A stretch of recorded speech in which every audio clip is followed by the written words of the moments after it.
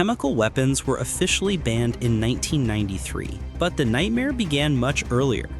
In World War I, mustard gas and chlorine turned battlefields into open-air torture chambers. Sarin can kill in minutes. VX is even worse. A single drop on your skin is enough. These substances don't just kill, they burn, paralyze, and suffocate. And the most terrifying part?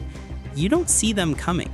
Even though they're banned, chemical attacks have resurfaced in recent conflicts, especially in Syria. The world condemns it, demands punishment, but the stockpiles still exist, and some governments hide entire programs behind secret labs.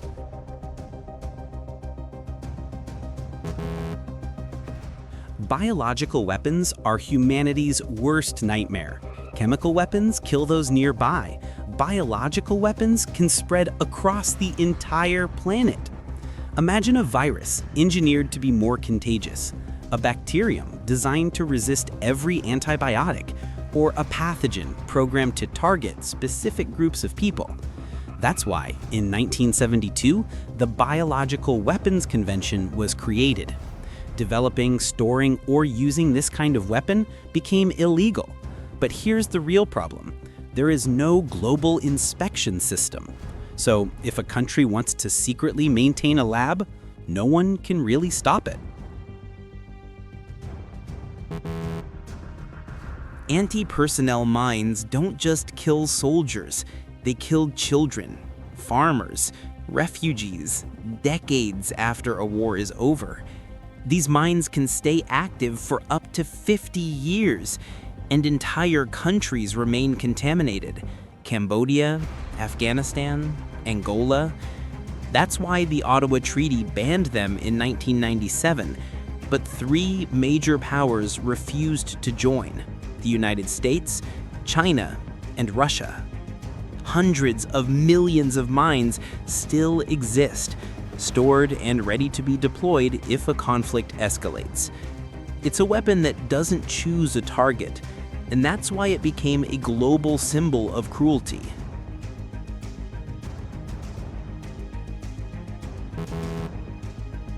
Cluster bombs work like this.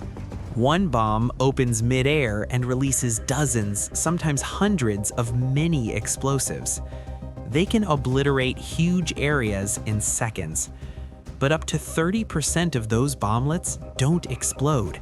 They stay on the ground, hidden, waiting for someone to step on them. That's why more than 120 countries banned them completely. But several major powers refused: the US, Russia, China, India, Israel.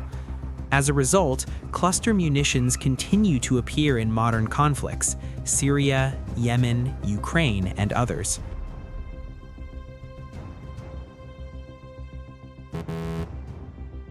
It sounds like science fiction, but it was real. Weapons designed specifically to permanently blind enemy soldiers. These lasers don't kill, but they destroy vision forever. They were considered so inhumane that in 1995, the world banned any weapon created for the purpose of blinding. Targeting lasers are allowed, but lasers meant to mutilate are banned forever.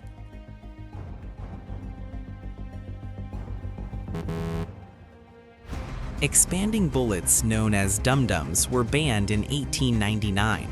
When they hit the body, they open like petals, creating massive wounds impossible to treat properly on the battlefield. Many countries allow them for police or civilian self-defense, but in war, they're considered too cruel even for soldiers.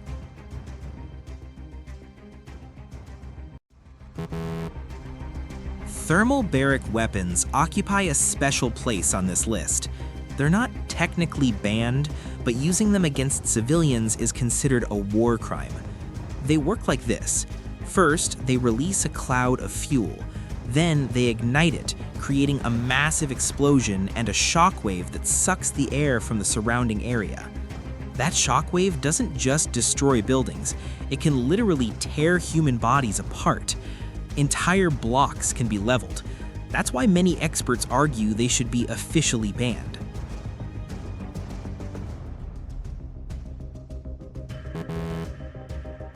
Nuclear weapons remain the ultimate symbol of military power.